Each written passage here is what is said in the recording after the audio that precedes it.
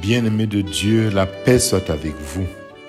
Aujourd'hui, nous célébrons avec joie l'ascension de notre Seigneur Jésus-Christ, un événement plein de signification et de promesses pour chacun de nous.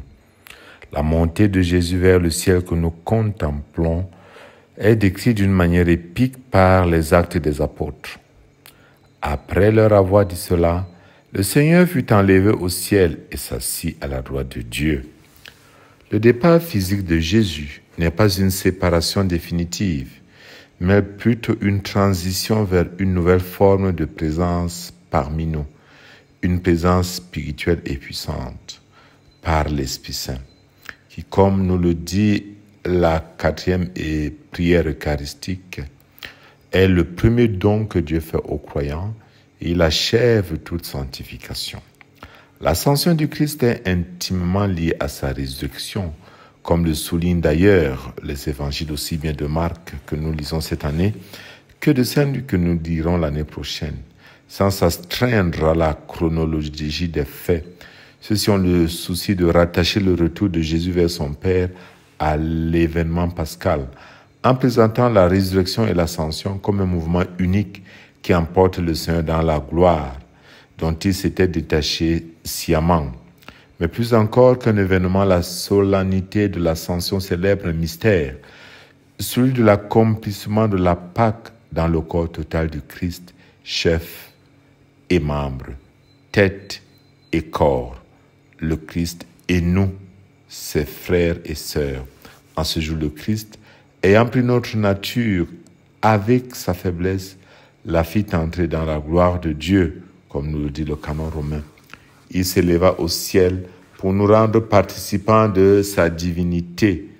La liturgie ne cesse de le dire en des termes où s'expriment tour à tour l'allégresse et l'action de grâce, ainsi que l'humilité et le désir du ciel.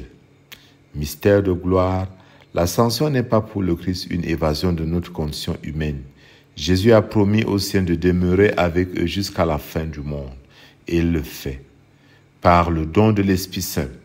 De même, la contemplation du ciel n'est-elle pas pour les chrétiens une évasion?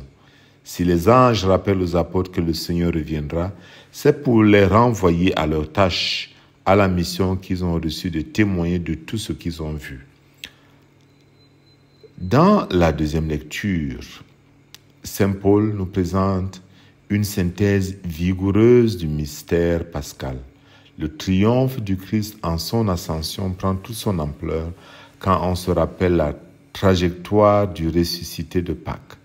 Par-delà la mort, il est descendu dans les abîmes de l'humiliation. C'est aux profondeurs des enfers qu'il a pris son essor pour monter au plus haut des cieux, afin de combler l'univers de sa présence sanctifiante par le don du Saint-Esprit. En effet, en montant au ciel, Jésus nous rappelle qu'il est notre grand prêtre et médiateur auprès du Père céleste, comme le dit saint Marc.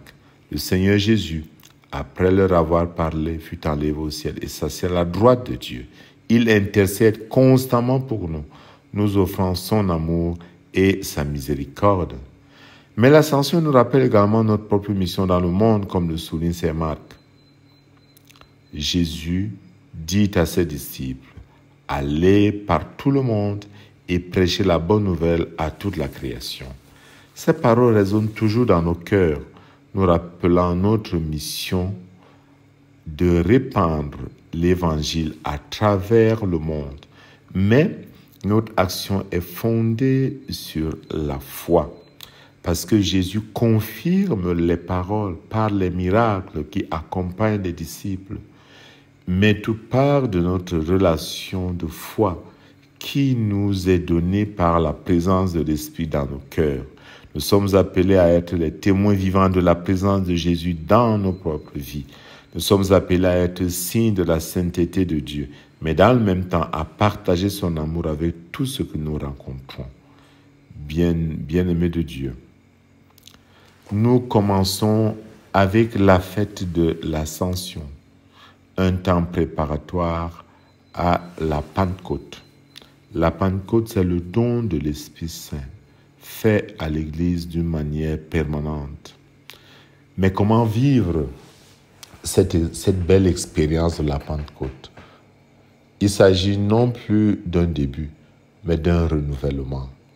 Car l'Esprit Saint qui fait toutes choses nouvelles n'a de désir que de renouveler notre être donné à Dieu. Il n'a de désir que de nous renouveler dans notre communion avec Dieu.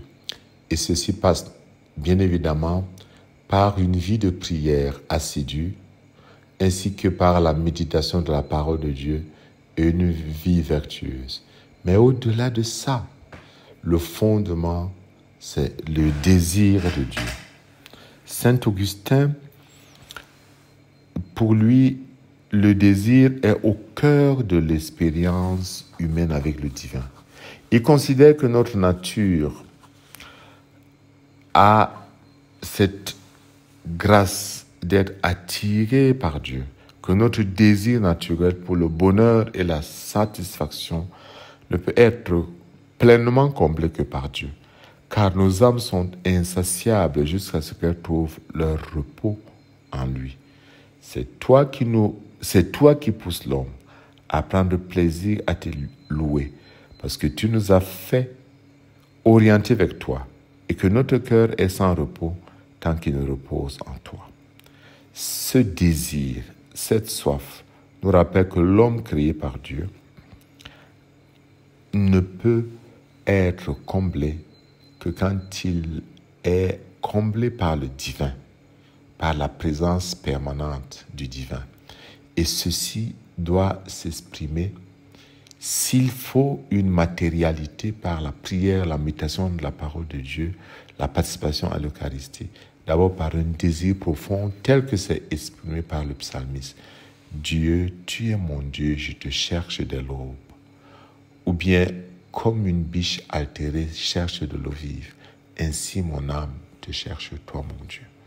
Nous devons désirer d'abord au fond de notre être d'être comblés par la présence de l'Esprit Saint en ce temps où nous nous préparons à la Pentecôte. Que ces 10 jours qui nous préparent à la Pentecôte soient marqués au-delà des neuvaines par un réel désir interne de communion, d'intériorité, de donation.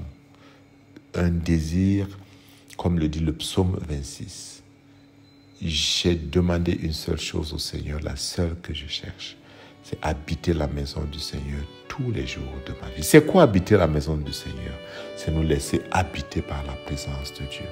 Célébrons le Christ ressuscité, bien-aimé de Dieu, rempli de gratitude par la présence continue de Jésus parmi nous, et que nous soyons fortifiés par notre engagement à être ses disciples fidèles, et que nos fruits soient le signe de notre fidélité. Et que Dieu Tout-Puissant vous bénisse au nom du Père et du Fils et du Saint-Esprit. Amen. Ta majesté